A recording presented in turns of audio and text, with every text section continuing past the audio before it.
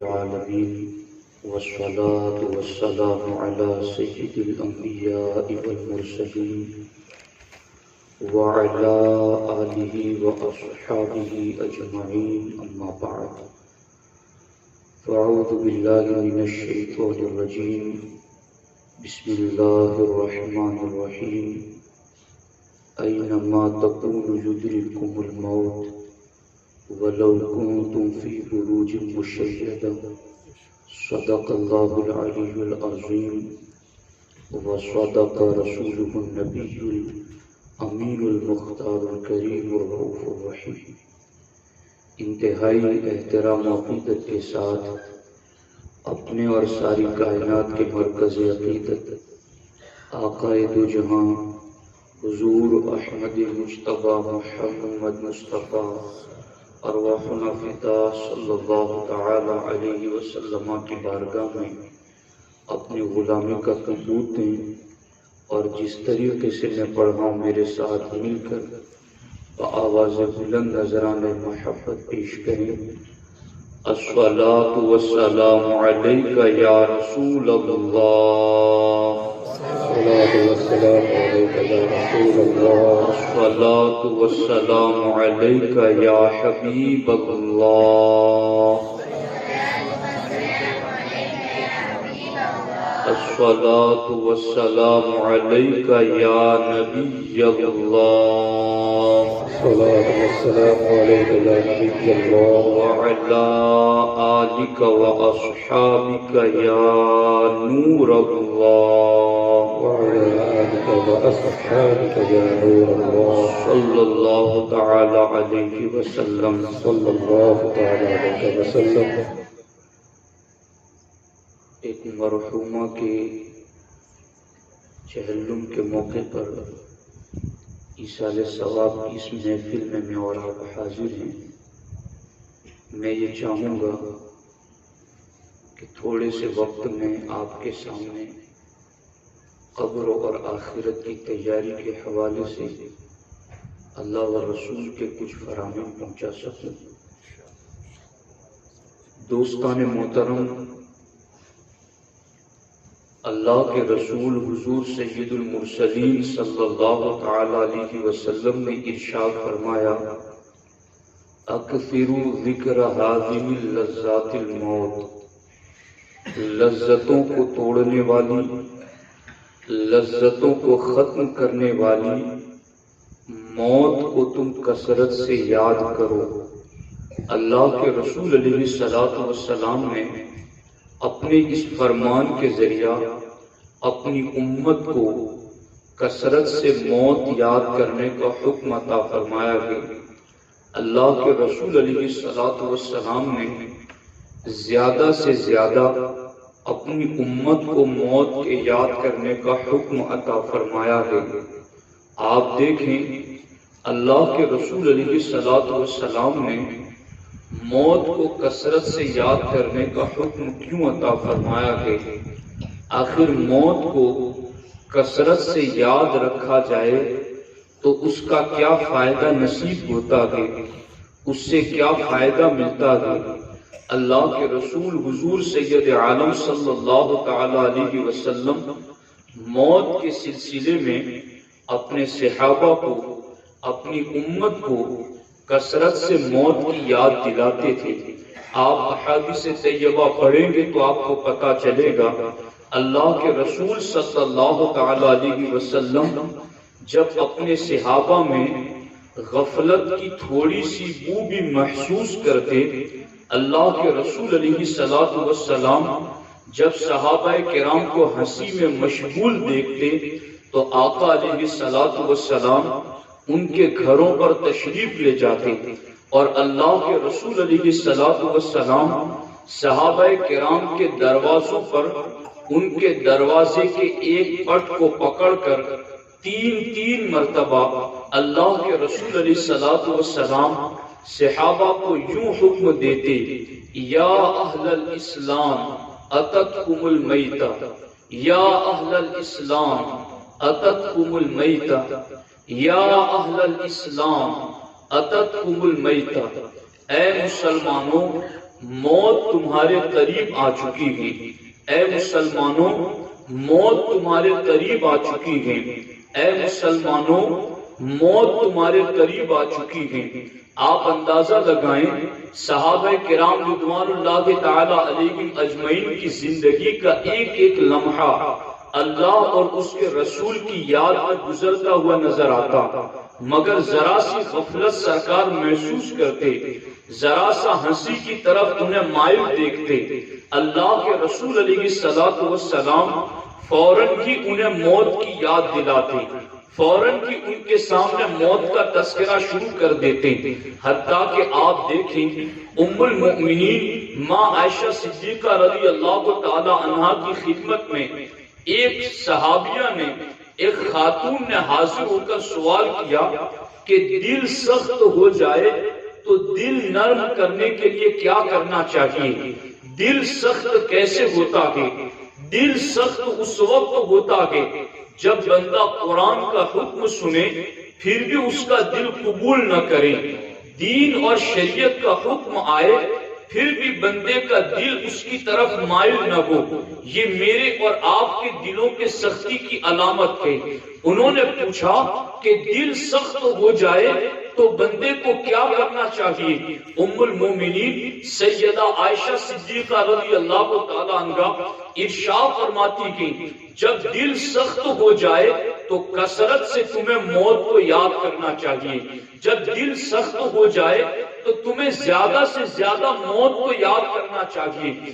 آپ اندازہ لگائیں اللہ کے رسول علیہ الصلوۃ والسلام نے ایک مقام پر یوں بھی ارشاد فرمایا، سرکار نے پوچھا صحابہ سے من اقیس الناس، میرے صحابہ لوگوں میں سب سے زیادہ عقل مند کون گئے، لوگوں میں سب سے زیادہ بیدار نفس اور ہوشیار کون گئے؟ ہمارے نبی ارشاد فرماتے گئے جو موت کو زیادہ یاد کرتا گئے وہ سب سے زیادہ عقل مند گئے۔ ایک مقام پر سرکار نے فرمایا جو موت کے بعد کی زندگی کے لیے تیاری کرتا ہے وہ سب سے زیادہ عقل مند ہے۔ اب آپ دیکھیں تو صحیح اللہ کے رسول صلی اللہ تعالی علیہ وسلم کثرت سے موت کو یاد کرنے کا حکم بھی دیتے گئے، اور جب بھی سرکار دو عالم صلی اللہ تعالی علیہ وسلم دنیاوی ہنسی میں مشغول صحابہ کو دیکھتے تو سرکار فوراً انہیں موت کی یاد دلاتے تھے۔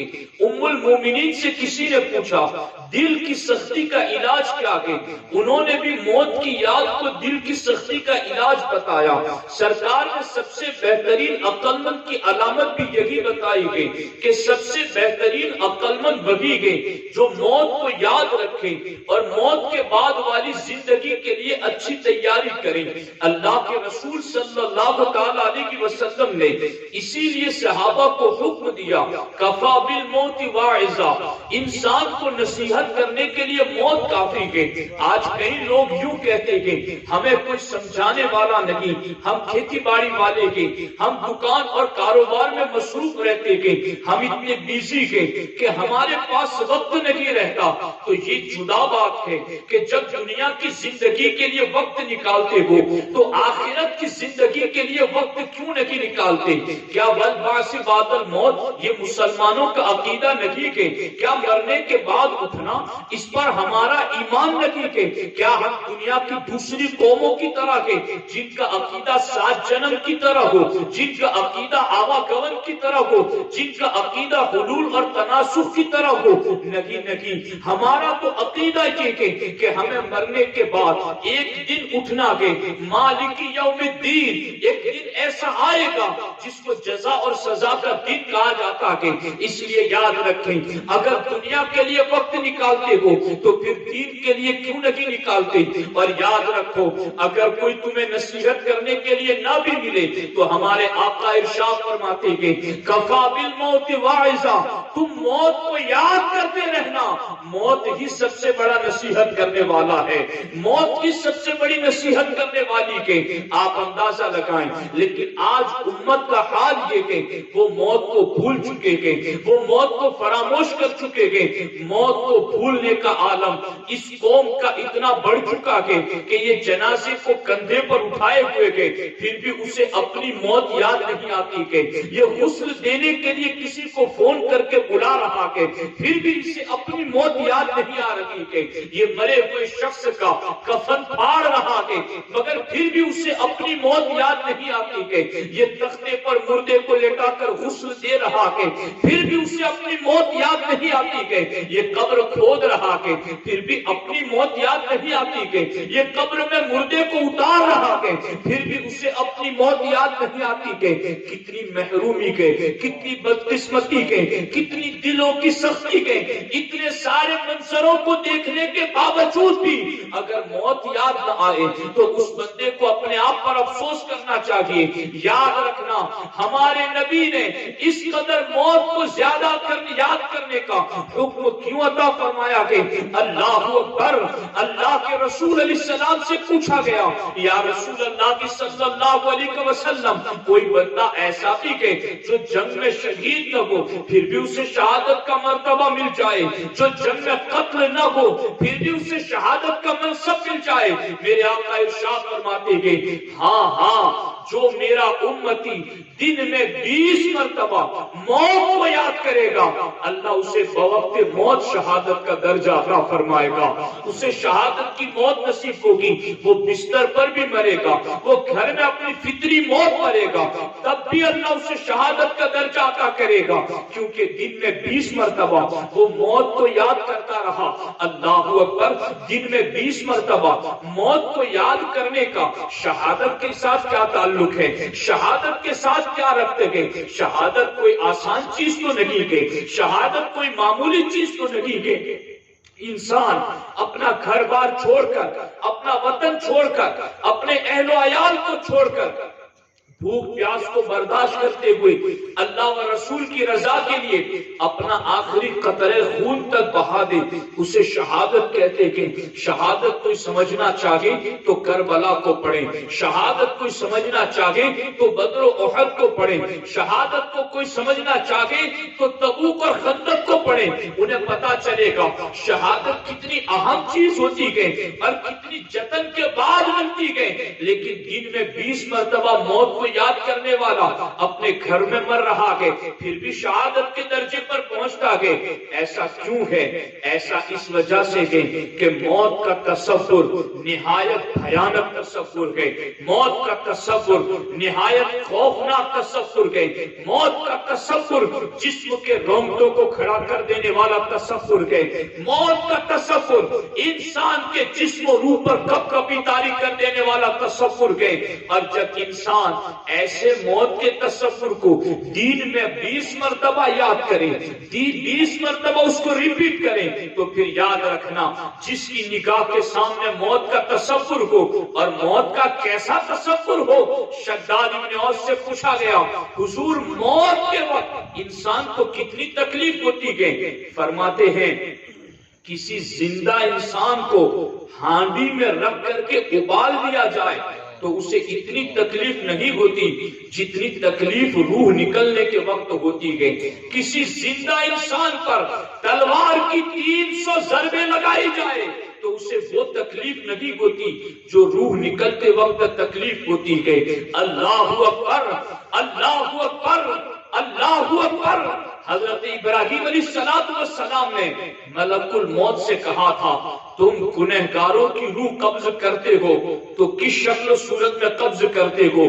کہا حضور آپ نہ دیکھ سکیں گے, اولو العزم پیغمبر ہیں خلیل علیہ السلام کے. کہا میں دیکھنے کی کوشش کروں گا. جیسے ہی دیکھا آپ پر بے ہوشی طاری ہو گئی. جب ہوش آیا ملک الموت اپنی اصلی شکل میں تھے. ابراہیم علیہ السلام کہتے گئے اے ملک الموت اگر مرنے والوں کو ان کے گناہوں کی سزا قبر میں کچھ اور نہ دی جائے صرف تمہاری شکل دکھا دی جائے تو یہی سب سے بڑا عذاب ہے. عذاب کے لیے یہی بہت بڑی چیز ہے. اب غور کرو موت کا وقت کیسا ہے. موت کا مرحلہ کیسا ہے کہ 300 ضربوں سے بھی زیادہ سخت تکلیف ہے، ہانڈی میں ابالے جانے سے بھی زیادہ تکلیف ہے، اور پھر اللہ اکبر اتنی تکلیف کہ فرشتے کو دیکھ کر کے انسان یہ تصور کرے کہ یہی سب سے بڑا عذاب ہے۔ موت کا ایسا تصور، موت کی ایسی فکر دن میں بندہ 20 مرتبہ اپنے ذہن پر اپلائی کرے، 20 مرتبہ اپنے آپ کے تصور میں موت کا یہ تصور لائے، تو مجھے بتاؤ جس کے ذہن میں موت کا ایسا تصور ہو اور پھر میں دن میں 20 مرتبہ آئے، کیا ایسا بندہ گناہ کے قریب جا سکتا ہے؟ کیا ایسا بندہ بدکاری کے قریب جا سکتا ہے؟ کیا ایسا بندہ زنا اور بے حیائی کے قریب جا سکتا ہے؟ کیا ایسا بندہ چوری اور ڈکیتی کی طرف جا سکتا ہے؟ کیا ایسا بندہ خیانت اور بد نظری کی طرف جا سکتا ہے؟ نہیں نہیں، جس کی نگاہوں کے سامنے موت کا ایسا بھیانک تصور کو اور پھر اس تصور کو دن میں 20 مرتبہ اپنے ذہن میں دوہراتا رکھے، وہ بندہ گناہوں سے اپنے آپ کو بچا لے گا، اور جب گناہوں سے بچا لے گا تو موت کے وقت اللہ اسے شہادت کا درجہ عطا فرمائے گا۔ اس لیے یاد رکھیں، آج ضرورت اس چیز کی ہے کہ لوگ دنیا داری کے ساتھ ساتھ موت کا تصور بھی اپنے ذہن میں رکھیں، وہ دنیا کا کام بھی کریں مگر موت بھی یاد رکھیں، وہ تجارت بھی کریں مگر موت بھی یاد رکھیں، وہ کاروبار بھی کریں مگر موت بھی یاد رکھیں۔ یہ سب سے بڑی تباہی آج امت کے اوپر جو طاری ہے، اس کی ایک سب سے بڑی وجہ یہ ہے کہ لوگ اپنا مرنا بھول چکے گئے۔ میں آپ کو بتاؤں، صحابہ کرام کی زندگی دیکھیں، وہ موتوں کو کیسے یاد کرتے تھے۔ اللہ اکبر، سیدنا عمر فاروق اعظم رضی اللہ تعالیٰ عنہ کو، وہ عظیم صحابی رسول کے جن کی شان یہ ہے، مدینہ طیبہ میں دوپہر کی سخت دھوپ میں اینٹیں بنا رہے تھے، اینٹیں بناتے بتاتے آپ کی پیٹھ پر سورج کی تیز گرمی پڑنے لگی۔ آپ نے جلال بھری نگاہ اٹھا کر سورج کی طرف دیکھا تو آپ کی نگاہ کے جلال کی تاب نہ لا کر سورج ہی غائب ہو گیا۔ مدینہ طیبہ میں کوہرام مچ گیا، کیا قیامت قائم ہو گئی؟ بچیاں عورتیں باہر آ گئے۔ حضرت عمر نے پھر اسی طرف مسکرا کر دیکھا تو سورج چمکتا ہوا نظر آنے لگا۔ وہ عمر فاروق اعظم کہ دریائے نیل پانی بند کر دے، عمر پرچی لکھ کر ڈال دے تو پانی کئی فٹ اوپر جاری ہو جائے۔ وہ عمر فاروق اعظم مدینے میں زلزلہ پیدا ہوا، عمر نے کوڑا نکال کر زمین پر لگایا اور ارشاد فرمایا، اے زمین ٹھہر جا، کیا تجھ پر عمر نے انصاف نہیں کیا؟ امام سعودی فرماتے گئے، عمر نے کوڑا تو آج سے 600 سال پہلے لگایا تھا مگر آج تک مدینے میں زلزلہ نہیں آیا۔ وہ عمر فاروق اعظم منبر رسول پر بیٹھ کر کے ہزاروں میل دور اپنی آواز ساریہ الجبل کہہ کر کے پہنچا دیتے ہیں۔ وہ عمر فاروق اعظم جن کے بارے میں سرکار فرماتے ہیں، عمر جس راستے سے گزرتے ہیں شیطان وہ راستہ ہی بدل دیتا ہے، عمر کے سائے سے بھی شیطان بھاگتا ہے۔ کتنی بڑی شان ہے۔ مگر جب حضرت عمر کی شہادت ہوئی، ان کے ہاتھ سے انگوٹھی نکالی گئی تو پتا ہے انگوٹھی میں کیا لکھا ہوا تھا؟ آج ہم کیا لکھوا کر رکھتے ہیں، انہوں نے کیا لکھوا کر رکھا تھا؟ حضرت عمر فاروق اعظم رضی اللہ تعالیٰ عنہ کی انگوٹھی اتار کر اس میں دیکھا گیا تو اس میں لکھا ہوا تھا، کفا بالموت واعظا، انسان کو نصیحت کرنے کے لیے موت کافی ہے۔ جن کا عالم یہ تھا کہ باضابطہ یہود و نصارہ نے کتابوں میں لکھا کہ دنیا کو اگر دوسرا عمر مل جاتا تو دنیا سے کفر کا خاتمہ ہو جاتا، اسلام میں اگر ایک اور عمر پیدا ہو جاتا تو دنیا سے کفر کا خاتمہ ہو جاتا۔ وہ عمر جن کی نیکیاں، جن کی شانیں، نیکیوں کا عالم تو یہ سرکار فرماتے آسمان پر جتنے ستارے ہیں میرے عمر کی اتنی نیکیاں ہیں، جن کے مرتبے اتنے بلند ہیں، وہ موت کو کتنا یاد رکھتے ہیں۔ انگوٹھی میں نقش لگا کر کفا بالموت واعظا کا کہ انسان کو نصیحت کرنے کے لیے موت کافی ہے، یاد رکھنا۔ آج ہم جو برائیوں میں پڑے ہوئے ہیں، آج ہماری نوجوان نسل بچے ہوں یا بچیاں ہوں بے حیائی میں پڑے ہوئے گئے، چونکہ انہیں ماحول ہی نہیں ملتا، گھروں میں ماں باپ کا ماحول نہیں، محلے میں دوست اور رشتہ داروں کا ماحول نہیں، کسی کے ذہن کے اندر صبح سے شام تک کبھی ایک مرتبہ بھی یہ تصور آتا ہے کہ میں نے دنیا سے ایک دن چلے جانا ہے، میں نے مر جانا ہے، میرے جسم کو خاک کے سپرد کر دیا جائے گا، میرا وہاں کیا بنے گا؟ کیا کبھی ایک لمحے کے لیے بھی دن میں یہ خیال آتا ہے؟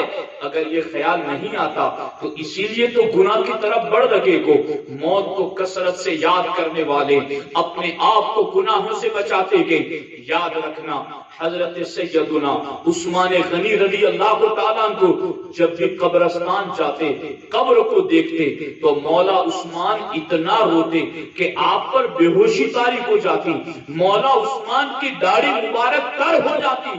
لوگ کہتے حضور آپ جنت و جہنم کی ذکر پر اتنا نہیں روتے جتنا قبر کی بات پر روتے گئے، آخر کیا وجہ ہے؟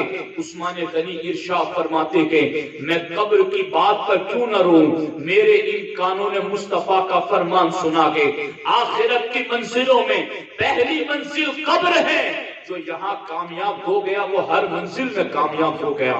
میں اس منزل پر اس لیے روتا ہوں اور اللہ سے دعا کرتا ہوں کہ اللہ مجھے اس منزل میں کامیاب کر دے جنہوں نے جنت حضور سے خریدی ہے، جن کو حضور نے بار بار جنت عطا کی ہے۔ اللہ اکبر، وہ تو موت اور قبر کو اتنا یاد کرتے کہ آج جن کے پلے کچھ نہیں گئے وہ کس خوش فہمی میں پڑے ہوئے گئے، کن خوش گمانیوں میں پڑے ہوئے گئے۔ کیا پکڑ نہیں ہوگی؟ کیا آخری وقت ایمان پر قائم رہنا بڑا آسان کر دیا گیا ہے؟ یاد رکھنا، دل کے کانوں سے سنو اس چیز کو۔ امام اہل سنت نے فتاوی رضویہ شریف میں اس چیز کو ذکر کیا ہے، اور امام ابن الحاج مکی نے المدخل میں بھی ذکر کیا ہے۔ اللہ اکبر، کہ جب انسان کی موت کا وقت قریب آتا ہے اس وقت اس کی کیسی آزمائش ہوتی ہے۔ اللہ اکبر، مرنے والے کے داہنی جانب شیطان باپ کی شکل میں آتا ہے، شیطان باپ کے لباس میں آتا ہے اور مرنے والے کے داہنی جانب بیٹھ کر کے اسے کہتا ہے مجھے پہچانا میں کون ہوں؟ میں تیرا باپ ہوں بیٹا، میں قبر سے اٹھ کر آ گیا تیرے سرہانے تاکہ تجھے بتا سکوں کہ مرنے کے بعد کس مذہب میں بھلائی گئی، مرنے کے بعد کس دین میں بھلائی گئی۔ بیٹا تجھے بتانے کے لیے آیا ہوں کہ جی تو جی میں نے تیری بھلائیاں بہت کی ہیں، مگر آج تیری آخری نزا میں بھی میں تیری بھلائی کے لیے تیرے قریب آیا ہوں۔ اس وقت مرنے والا شیطان کو باپ کی شکل میں دیکھ کر پوچھے گا بتائیں آپ کہ مرنے کے بعد کس دین میں بھلائی گئی؟ شیطان باپ کی شکل میں آ کر کہے گا مرنے کے بعد یہودی مذہب پر نجات ہے، مرنے کے بعد یہودی مذہب میں بھلائی گئی، یعنی جو دنیا سے اسلام چھوڑ کر یہودی بن کر گیا اس کے لیے مرنے کے بعد نجات ہی نجات ہے۔ اس لیے بیٹا میں تجھے یہ بتانے آیا ہوں تو اسلام چھوڑ دے، یہودی مذہب اختیار کر تاکہ مرنے کے بعد تیرے لیے آسانی ہو سکے۔ بتائیں مجھے آپ کیسی سخت گھڑی ہے، کیسی سخت آزمائش ہے، کیسا امتحان ہے۔ اس گھڑی میں آپ کسی کی نہ سن سکیں گے، کوئی آپ کو نہ سنا سکے گا، آپ سکرات میں ہوں گے، آپ کیا کہنا چاہتے ہیں بول نہ سکیں گے، کوئی آپ کو سنا نہ سکے گا۔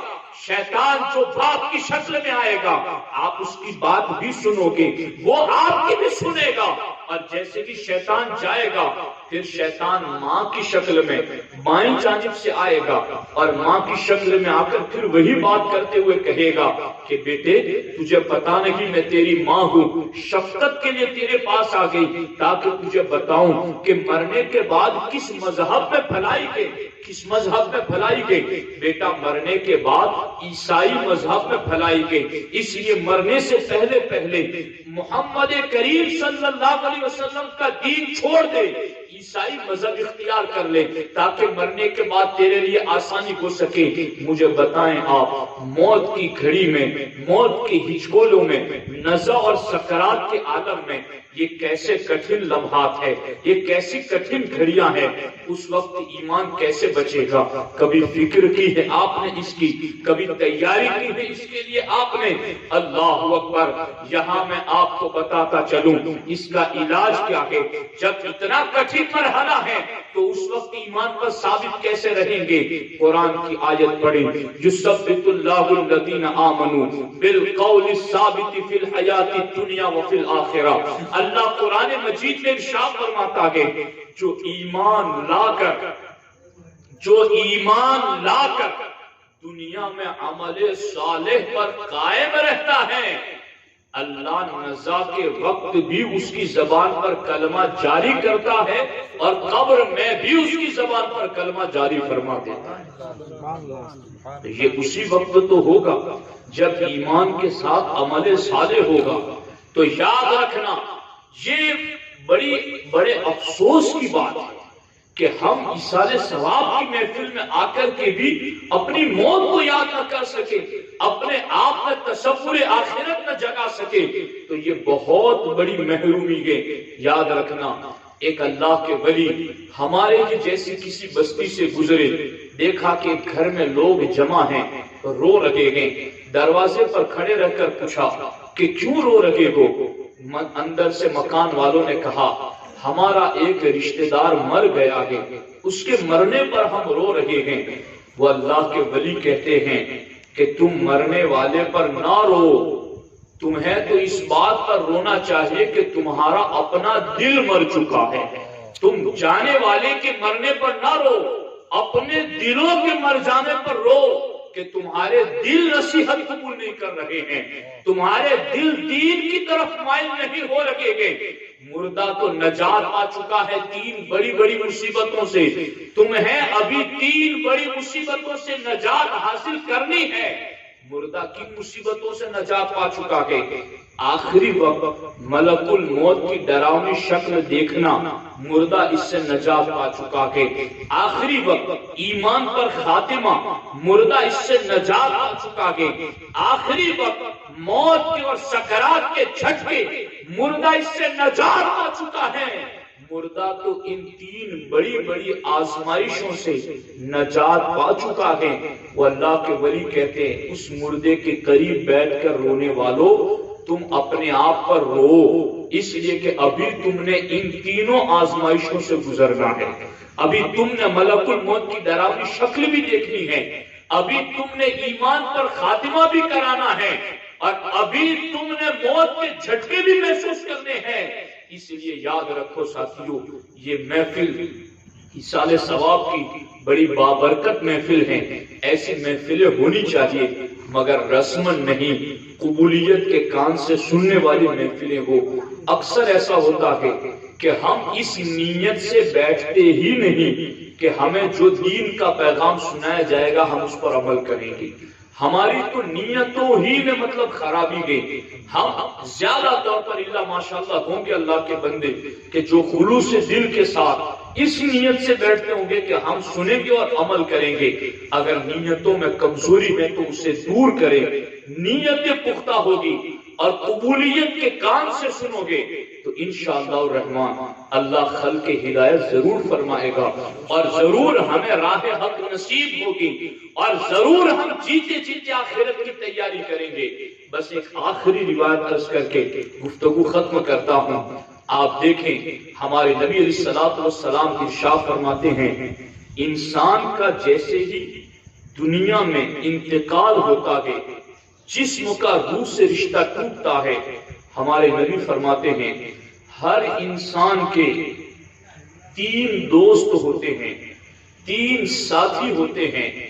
جیسے ہی جسم سے روح نکل گئی 2 ساتھی فوراً ساتھ چھوڑ دیتے ہیں، مگر تیسرا ساتھی کسی بھی حالت میں ساتھ نہیں چھوڑتا۔ وہ کون سے ساتھی ہے جو ساتھ چھوڑ جاتے ہیں، اور وہ کون سا ساتھی ہے جو کسی حالت میں ساتھ نہیں چھوڑتا؟ سنو غور سے، اور ان ساتھیوں کو پرکھنے کی کوشش کرو اور غور کرو کہ جو ساتھی ساتھ چھوڑ دینے والے ہیں ہم اس کا ساتھ نبھانے کے لیے کیا کچھ نہیں کرتے، اور جو ساتھی ہر منزل میں کام آنے والا ہے اس ساتھی کے ساتھ ہم کتنا وقت دیتے ہیں. یاد رکھنا ہمارے نبی فرماتے جیسے ہی انسان کے جسم سے روح نکلی، دنیا کا مال جو اس کا ایک ساتھی ہے وہ فوراً ساتھ چھوڑ دیتا ہے. جہاں تھا وہی رہ جاتا ہے. بینک میں ہے تو گھر نہ آ سکا، تجوری میں ہے تو جیب میں نہ آ سکا، جیب میں ہے تو ہاتھ میں نہ آ سکا، تکیے کے نیچے ہے تو وہی رہ گیا. مال و دولت والا ساتھی جسم سے روح نکلتے ہی فوراً ساتھ چھوڑ دیتا ہے. اور ہمارے نبی فرماتے دوسرا ساتھی اس کے رشتہ دار ہے، اور یہ رشتہ دار والا ساتھی چلتا ہے قبر تک. ہائے غافل وہ کیا جگہ ہے جہاں 5 جاتے ہیں 4 پھرتے ہیں. یہ دوسرا ساتھی جو اس کے رشتہ دار ہے وہ قبر کے دہانے تک آتے ہیں، قبر میں اتار کر پھر یہ ساتھی بھی واپس چلے آتے ہیں. یہ 2 ساتھی ہیں، دنیا کا مال اور دنیا کے سارے رشتہ دار. جسم سے روح نکلتے ہی یہ دونوں ساتھی ساتھ چھوڑ جاتے ہیں. انصاف سے بتانا ہم نے دنیا میں زیادہ وقت انہی 2 ساتھیوں کے پیچھے نہیں لگایا. ہمیں نماز کے لیے وقت نہیں ہے مگر 50 کلومیٹر فرینڈ کی شادی میں جانا ہے، اس کے لیے وقت ہے. ہمیں 5 منٹ 4 رکعت کا وقت نہیں ہے، گیم کھیلنے کے لیے پوری رات موجود ہے. ہمارے پاس رشتہ داروں کے لیے کتنا وقت ہے. فلاں ناراض نہ ہو جائے مولانا مجھے جانا پڑے گا، میں مولانا اس وقت اگر نہیں پہنچوں گا تو ڈیوٹی نہیں نبھاؤں گا تو میرا سیٹ ناراض ہو جائے گا، یا میرا جو ماہانہ تنخواہ ماہانہ 1 مہینے میں مجھے پیسہ ملتا وہ کم ہو جائیں گے، تو مولانا میں پلیز نہیں آ سکوں گا آپ کے پاس، آپ کی محفل میں مجھے جاب پہ جانا ہے. تو مال کے لیے بھی آپ نے پورا وقت نکالا، دنیا کے رشتوں کے لیے بھی آپ نے پورا وقت نکالا، مگر یہ دونوں ساتھی رشتہ دار اور ماں دونوں جسم سے روح نکلتے ہی ساتھ چھوڑ گئے. تیسرا ساتھی میرے نبی فرماتے ہیں وہ کسی حال میں بھی ساتھ نہیں چھوڑتا. وہ کون سا ساتھی ہے؟ ہمارے نبی فرماتے ہیں وہ ساتھی نیک اعمال ہے. نیک اعمال کسی بھی صورت میں مومن کا ساتھ نہیں چھوڑتے. سرکار فرماتے جب قبر میں مردے کو لٹا دیا جاتا ہے، فرشتے سوال و جواب کر کے تشریف لے جاتے ہیں تو قبر میں ایک خوبصورت شکل آتی ہے، خوبصورت چہرہ جس کی عمل سے پوری قبر کا اندھیرا دور ہو جاتا ہے، قبر میں نور پھیل جاتا ہے. وہ خوبصورت شکل قبر میں آ کر مردے کو تھپکی دے کر اٹھاتی ہے. وہ اٹھتا ہے، پوچھتی ہے وہ خوبصورت شکل مجھے پہچانتا ہے؟ میں نہیں پہچانتا. وہ خوبصورت شکل قبر میں آ کر اس مومن اور مومنہ سے کہتی ہیں انا عملک الصالح، میں تیرا دنیا میں کیا ہوا نیک عمل ہوں، تو نے دنیا میں میرا ساتھ نہیں چھوڑا، میں قیامت آنے تک قبر میں تیرا ساتھ نہیں چھوڑوں گا. تیری قبر کی اجنبیت کو، تیرے قبر کے اکیلے پن کو، تیری قبر کی وحشت اور دہشت کو، تیرے قبر میں خوف اور ڈر کو دور کروں گا. یہاں تک کہ یہ ساتھی جو کہ نیک عمل ہوگا وہ قبر میں اتنا پیار دے گا، اتنی محبت دے گا، اتنی انسیت دے گا کہ میرے آقا ایک مقام پر فرماتے ہیں کہ یہ قبر میں لیٹنے والا اللہ اس کی موت سے لے کر قیامت تک کا صدیوں کا زمانہ اللہ اتنا شارٹ کر دے گا کہ جب قیامت کے دن قبروں سے وہ اٹھیں گے تو انہیں یوں لگے گا جیسے عصر کے وقت سوئے تھے مغرب کے وقت اٹھ گئے. کہتے ہیں نا خوشی کے لمحے جلد گزر جاتے ہیں، تو اس کو قبر میں خوشی ہی نہیں ملے گی کہ اتنا لمبا صدیوں کا زمانہ اتنا شارٹ لگے گا جیسے عصر کے وقت سویا تھا مغرب کے وقت اٹھ گیا. اور ایک چیز یاد رکھو، ایک حدیث دوسرے مقام پر ہے، وہ بھی میں آپ کی خدمت میں عرض کرتا ہوں کہ جب قبر میں وہ خوبصورت شکل آئے گی تو اس کے گلے میں ایک قیمتی ہار ہوگا. وہ مردہ مرحوم ہو یا مرحومہ ہو، وہ اٹھ کر کے اس کے قیمتی ہار پر اپنا ہاتھ رکھے گی تو وہ قیمتی ہار ٹوٹ جائے گا اور قبر میں موتی بکھر جائیں گے. یہ کوئی واقعہ نہیں، حدیث رسول سنانا. قبر میں موتی بکھر جائیں گے. وہ موتیوں کو چننے میں لگے گا، ابھی موتی دامن میں جمع ہی کر پائے گا کہ جنت میں جانے کا حکم آ جائے گا. چلو قیامت قائم ہوگی، تمہارے لیے جنت میں جانے کا وقت آ گیا. اور دوسری روایت اور بھی سن لو اسی حوالے سے کہ جیسے ہی فرشتے قبر میں، دھیان ہے نا آپ کا جی؟ ہاں، مجھے احساس ہے سخت ٹھنڈی میں آپ بیٹھے ہیں اور یہ بھی اللہ و رسول کا کرم ہے کہ آپ سن لیتے ہیں اتنی دیر تک بیٹھے. خیر کہ سرکار دو عالم صلی اللہ علیہ وسلم فرماتے ہیں کہ جب فرشتے مردے کو قبر میں سوال جواب کرنے کے لیے آئیں گے، مر ربک ما دینک ما کنت تقول فی حق هذا الرجل، یہ پوچھنے کے لیے آئیں گے. مسلت لہ الشمس، حدیث پاک میں آیا اس وقت مردہ اگر دنیا میں نماز کا پابند ہوگا،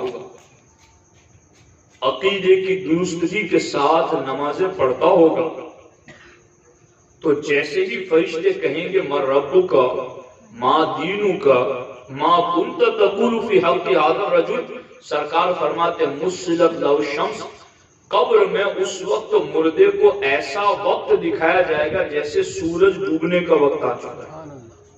تو وہ مردہ کیا کہے گا؟ اے فرشتوں، تمہارے تینوں سوال کے جواب میں دیتا ہوں، ابھی پہلے میں عصر کی نماز ادا کر لیتا ہوں، کہیں میری عصر کی نماز نہ چھوٹ جائے.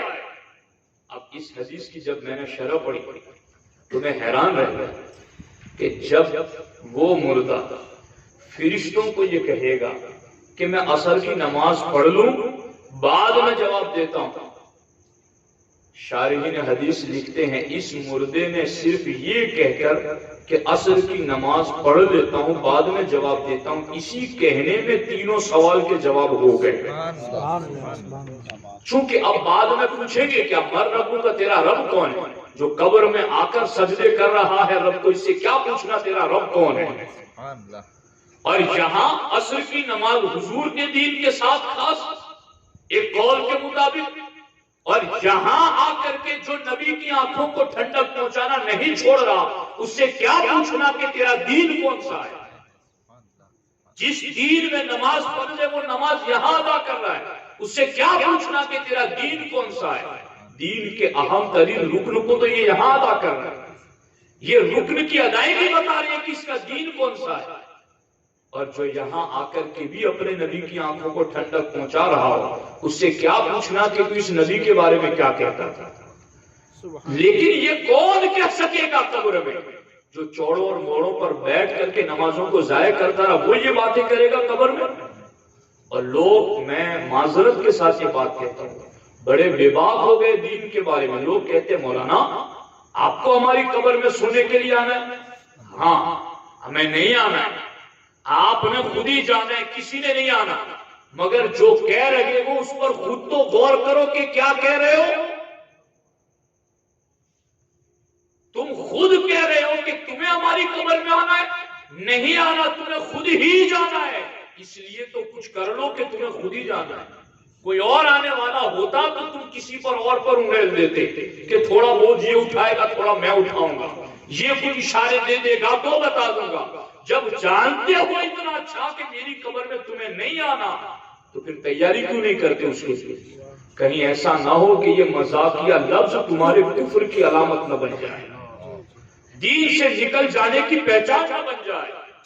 اس لیے یاد رکھو ساتھی، ہمارا فرض ہے، یہ منبر رسول کا حق ہے کہ جو بات سچی صاف ستھری ہے وہ آپ تک پہنچائی جائے.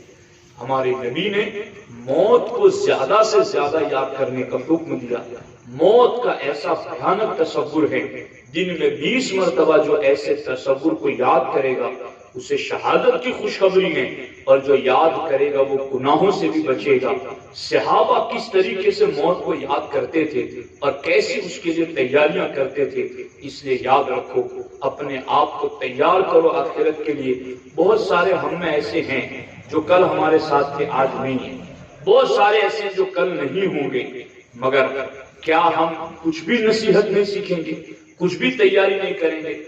فرصت وقت ملے دکان پر بیٹھو، مکان پر ہو، کھیت میں ہو، فرصت ملے تو موبائل پر گیمیں نہ کھیلو، 3 پتی نہ کھیلو، اور موبائل پر وقت فالتو نہ گزارو۔ وقت جیسے ہی ملے فوراً تسبیح لے کر اللہ کا ذکر کرو۔ دکانوں پر بیٹھے ہو، وقت ملے فوراً قرآن کی تلاوت کرو، فوراً علماء کی کتابیں پڑھو، تاکہ اپنا عقیدہ، اپنا عمل سیکھ سکو۔ ساتھیوں، ہمارے نبی نے فرمایا دنیا آخرت کی کھیتی ہے، جو یہاں جتنی اچھی فصل پکائے گا اتنے ہی اچھے پھل اسے قبر اور آخرت میں ملیں گے۔ اللہ کریم کی بارگاہ میں دعا ہے، رب ذوالجلال ہم سب کو ان کہی ہوئی سنی ہوئی باتوں پر عمل کی توفیق عطا فرمائے۔